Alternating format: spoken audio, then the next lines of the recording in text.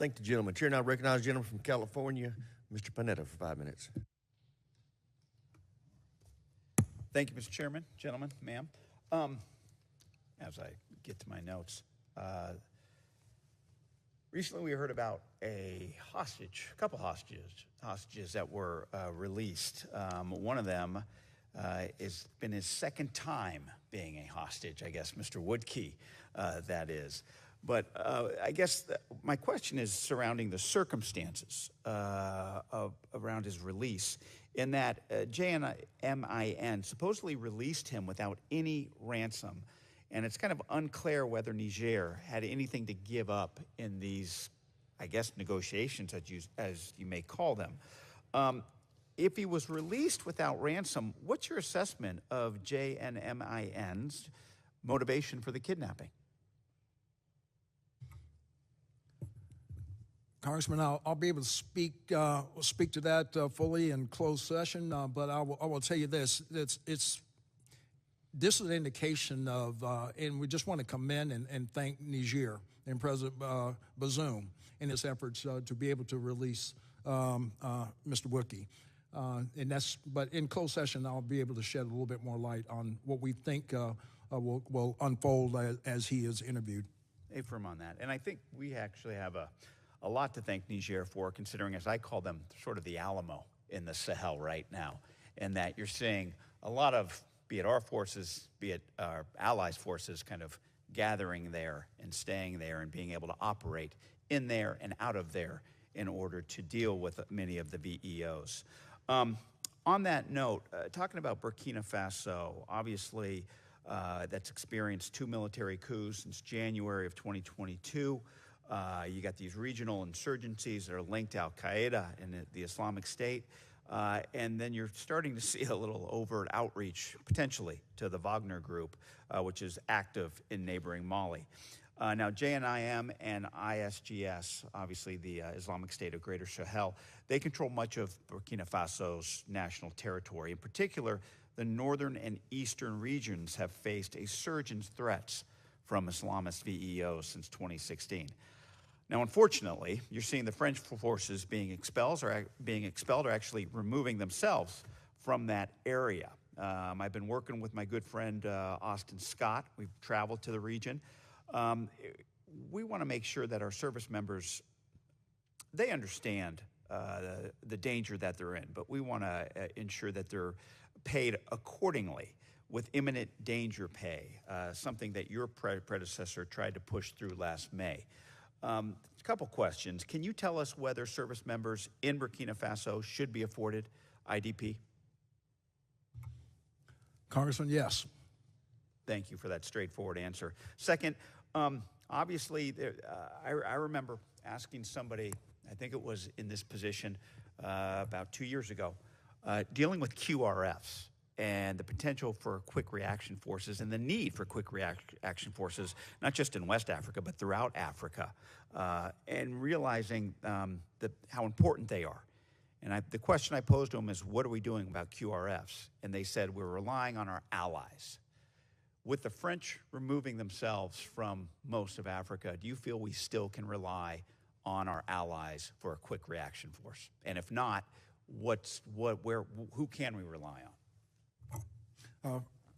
First of all, Congressman, thanks for asking that question, because what I have to do on a regular basis is assess the risk. Assess the risk of being able to respond to crisis.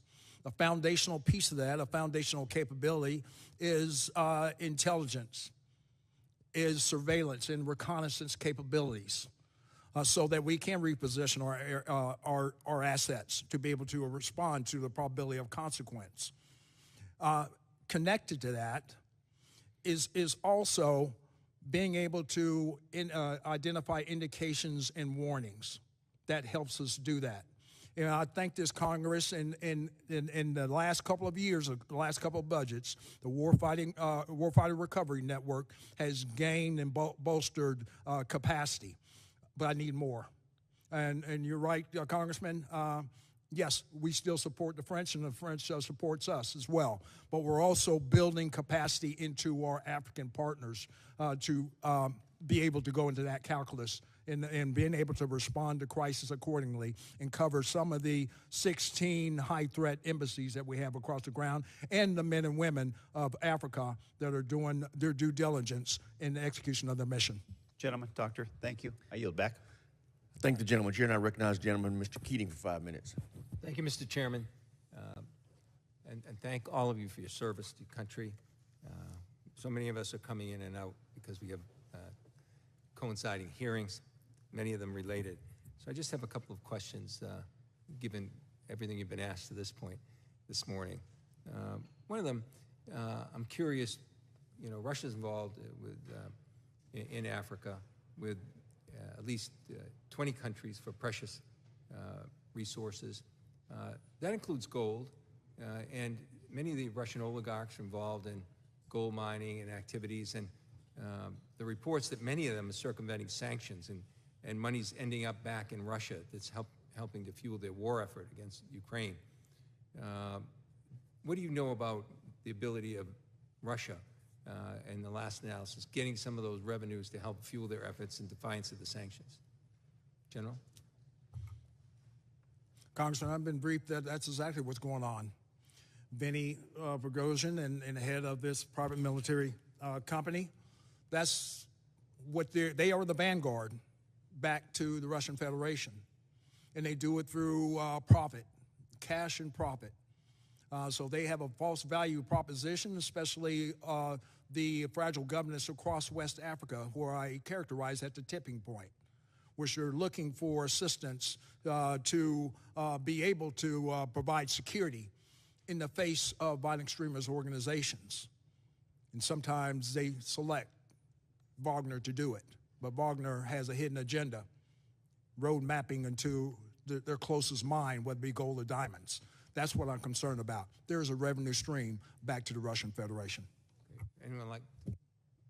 Congressman, I would just add 2 points. One is that with the designation of Wagner as a transnational criminal organization, we have new instruments to constrain its ability to move money freely, and the Biden administration is focusing on those instruments. And secondly, in the realm of sanctions evasion and illicit moving of money and resources, similarly, we are focused on sanctions enforcement, working with countries to shut down banks that Russia is using to move money, and we can talk more about it in a classified setting if you'd like. Great. Well, thank you for those efforts. Our effort is to try and choke off as much resourcing as we can to Russia during this period. Even though, General Kurilla, you obviously said in terms of Bagram that decision's made already, but it keeps being asked all the time. So could you tell me from this present standpoint, what would be a quote-unquote small footprint in Bagram? I mean, you need support forces. You just can't have a small footprint there. Can you just give us an approximate idea? I mean, how many people would it take, not just to have a quote-unquote small footprint, but to be able to support it safely? I mean, I couldn't give you an exact number right now because it would all depend on the threat. If we were back in Bagram right now, you would have the Taliban trying to attack us as well as ISIS-K. That's what I mean, right now. So it wouldn't just be a small footprint. You'd need support services in maybe the tens of thousands, or just in total to make sure that you have a secure. It would be based on the threat and the size of the force you're there, and what is the mission that they're there for? Yeah, just a presence there in terms of, intelligence. Well, you'd have to secure Taliban. the entire base, and it would require, a security force, and then if you're bringing in the intelligence apparatus and all the support structure. Right. So my inclination is, presently, there's no such thing as a small footprint in that regard. I'd just like to ask this. This is troubling. The situation in the Middle East is getting worse. We're approaching the coinciding holidays. Our efforts as a country, as well as Jordan, Egypt, and other countries, is just trying to get through the holidays, just trying to keep calm through the holidays. But the situation, and it was shared with this committee by people in the region prior to this, is how really fragile Palestine is right now. and how these threats of disruption, even during the holidays, could trigger a collapse even. What would happen? What would be the impact of that in the region, with Hamas and other groups? And can you just give us some of your feelings on what that would mean? Because we're being told it's very real at this point, and that's why we're working so hard to keep it calm. So Congressman, I think the concern right now is that there are all the kindling and the tinder is there for a flashpoint, and it can take just one incident that can cause that fire to start inside the West Bank, and I think it would be bad for the entire region. All right, thank you. I yield back. I thank the gentleman. Chair now recognizes the gentleman from Nevada, Mr. Horsford, 5 minutes. Thank you, Chairman Rogers, and to the ranking member for this important hearing. As this committee knows, Russia and China continue to challenge American influence in Africa and the Middle East. In 2021, trade between Africa and China surged to $254 billion, up about 35% as Chinese exports increased to the continent. China has steadily increased its influence in Africa by promoting a political and economic model for countries on the continent, all while the United States has fallen behind on investment. Algeria, a global energy exporter with Africa's largest defense budget, continues to be one of Russia's top arms export clients, behind only India and China. So I was glad to see that the conclusion of the 2021 Global Posture Review directed under Secretary Austin included ensuring that the Department of Defense appropriately monitors threats from regional extremist groups, supports our diplomatic activities, and enable our allies and partners in Africa. General Langley, it's good to see you again. This committee has heard from combatant commanders time and again that global competitors, specifically China, outcompete us by responding to partner nations faster than we can. Is that an accurate assessment of the problem from your perspective? And if so, what additional authorities do you need to meet security challenges in a responsive way? Congressman, thanks for that question. And I'll answer it in just saying that we need to be the partner of choice through various actions or through the whole of governance. From the military standpoint, when I engage with our partners on the continent, they said our near and present danger right now are about extremist organizations. I have the portfolio available to be able to build partnership and capacity with them so they can professionalize their forces, train their forces in the face of the threat, their immediate threat. I don't think China does that. China will sell them weapon systems that will be in a weapon system graveyard within a couple of years. So that's that value proposition that I have leverage, that I need to continue to leverage, but that system needs to work, be more responsive. Our Title 10, 333 authorities, that process is kind of slow. Our foreign military sales, that process is very slow, where China can operate at the speed of relevance. So we need to get that back. But across the whole of governments, just in the developmental realm, as they start looking at their societies and building their societies and for the citizens in the name of democracy, they want to be able to do that. So their development programs in USAID need to have flexible funding. As such, in our State Department, as they build capacity across the government. Thank you. And General Kurilla, can you describe the threat China and Russia pose in your respective area of responsibility? Thanks, Congressman. Again, what we've seen is them go in with their economic, and that's where we have 19 of 21 countries have signed a Belt and Road agreement with China. And what a lot of them don't understand is the predatory nature of the financing or how they are doing that when they come into the region. We've seen it with their informational. Their military, as I look at the military domain, which is my business, they come in very quickly. They bring out the whole catalog of equipment. They allow them to ship very quickly. They give them financing, and they have no end user agreement.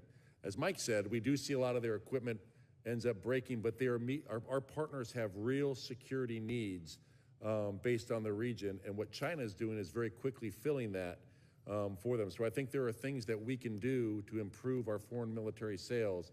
Because when you buy into the American system, you buy into the quality, you buy into the training, you buy into the upgrades, you buy into the sustainment, but you're also buying into the bureaucracy as well. In terms of Russia, we are seeing them in Syria. They want to undermine our efforts in the Middle East, and they want a permanent basing to that warm water port where they signed the Port of Tartus for 49-year lease, and now Assad is asking them to stay longer, is what it looks like. Well, I'm pleased to see the Biden administration's step up engagement with Africa as a counterweight to China's influence on the continent. And I am glad to see both the First Lady, Jill Biden, which focused on the United States' commitment to the region. And I look forward to the Vice President's visit to the continent later this month, which will only strengthen that commitment. Now I think it's the committee's job to follow suit. We must continue our investment in Africa's future and stability, and I want to thank the panel for taking our questions today, and I look forward to working with you on this important issue. Thank you. Gentleman's time's expired. Chair, and I recognize the gentlelady from California, Ms. Jacobs, for 5 minutes. Well, thank you, Mr. Chairman, and thank you to our briefers. It's great to see you here. I also want to thank you, General Langley, for your service and all of your important work on the African continent, and also for your thoughtfulness today. I want to especially thank you for your comments earlier about the need for a whole-of-government approach to addressing good governance on the continent and how that is a key pillar of our national security. And I couldn't agree more, and I'm very excited to see the Global Fragility Act plans, which we should be imminently receiving here, and how you're going to put that into practice. So earlier this month, General Fenton and Assistant Secretary Mayer testified before the committee, and I asked about what lessons SOCOM had learned from our decades of counterterrorism operations in sub-Saharan Africa. And General Fenton largely deferred to Africom, so I'm going to ask you the same question, General Langley. As you know, despite 2 decades of our investment in counterterrorism in Africa and over $3 billion in equipment, training, and logistics, we've actually seen violent extremism increase threefold since 2013. And just in the last year, we saw it increase by 22% and fatalities up by 50%. And just in the Sahel, we saw a 130% increase since 2020 in violence. So I wanted to ask you, what lessons has Africom learned from this, apparent lack of success of our investments in the continent, and how can we take that moving forward as we focus on the region? Congresswoman, thanks for that, and thanks for your visits on the continent, especially with the CODEL you went on, and that was a result of this blue map that's shown here of our investments on the continent. But getting back to your question. As our engagements with our African partners, as I go from country to country, knowing that it is going to be a partner-led, U.S.-enabled proposition or remedy to their fragile governance. And when they look at their immediate threat, and as you just said, that a number is really starting to metastasize across from the Lake Chad region, violent extremist organizations are starting to encroach upon the Gulf of Guinea states. So given that, my discussions with them is, I asked the question, that's part of my campaign of learning, what is the solution? What is the panacea? And they said responsible governance. Responsible governance is the enduring solution to violent extremist organizations. And they realize that. So just as much as they are buying weapon systems, they want to be able to bolster capacity into their total governments, providing for the people. And, as we look at President Sheikh Mohammed in Somalia, what story is not really told is how he's turning a lot of the al-Shabaab to laying down the weapons and repatriating them into the Somalia government. Those are the good news stories that are not told enough. So, Congresswoman, our African partners get what the solution is. We just need to help them across the whole of government approach to get there. Well, I appreciate that. I think getting governance right on the continent is going to be key, and I look forward to working together both on this whole-of-government approach and implementing the Global Fragility Act and making sure we're being very thoughtful about how all of DoD's activities on the continent feed into that good governance. I wanted to ask you about Somalia as well. we are increasing what we're doing there, increasing the tempo. We've recently put troops back in. I just wanted to ask, what is our theory of the case, or how does it end? When can we leave? What are we trying to get to so that we are able to actually not have troops stationed there anymore? Congresswoman, I'll answer that from an operational perspective. What we're doing to enable President Hassan Sheikh Mohammed and the Somali National Army being able to take the fight to al-Shabaab and turn to and follow that up with being able to bring in the rest of their governance to go out to the outer regions and to the clans that have been turned, and also preventing famine, preventing effects from climate change. That is just a clear indicator that the campaign by President Hassan Sheikh Mohammed is working holistically. So given that, he is going to turn south and go into some of the regions where there's a stronghold by al-Shabaab. And I think he's going to be able to do that. But we will be with them until our policy changes.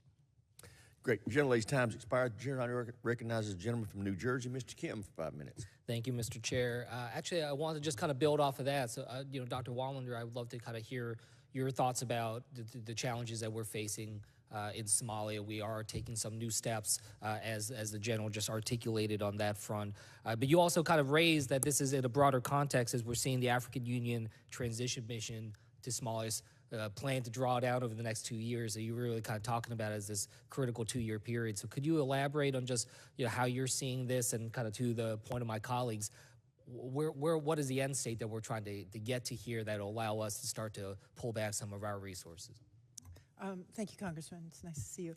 I would build on or endorse what General Langley just laid out, which is the key to our support to Somalia in countering VEO, al-Shabaab, is working with our partners and investing in our partner country.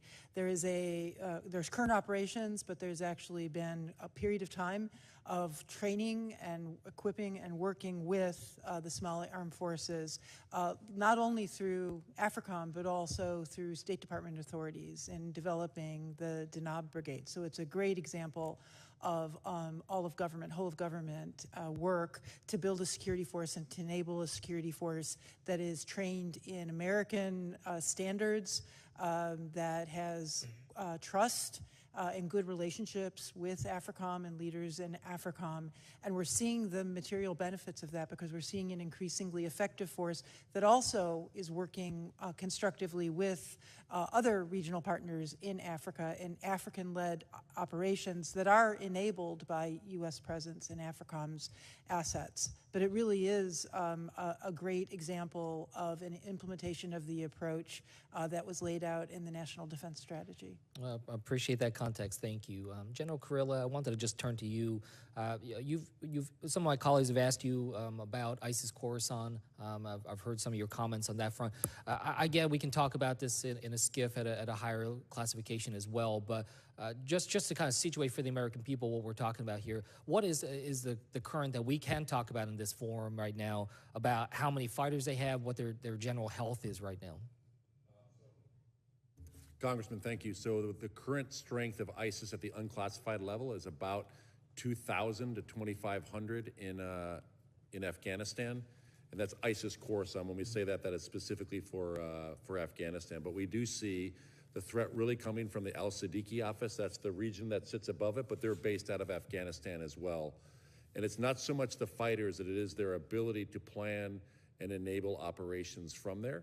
Mm-hmm. We do know the Taliban and the ISIS Khorasan are fighting, but the Taliban is more of a blunt force to go after them and doesn't have the intelligence and the precision to get after the real threats that we are seeing. So there is, that was something I wanted to kind of pull on, because you did talk about in your testimony as well that ISIS Khorasan and the Taliban, there continues to be challenges there, but what you're saying is that the Taliban is not able to kind of produce kind of precise enough pressure upon ISIS Khorasan such that some of the foreign threats are the ones that can be mitigated. Is that just correct? To be clear, ISIS Khorasan and the Taliban hate each other, and they are fighting and killing each other.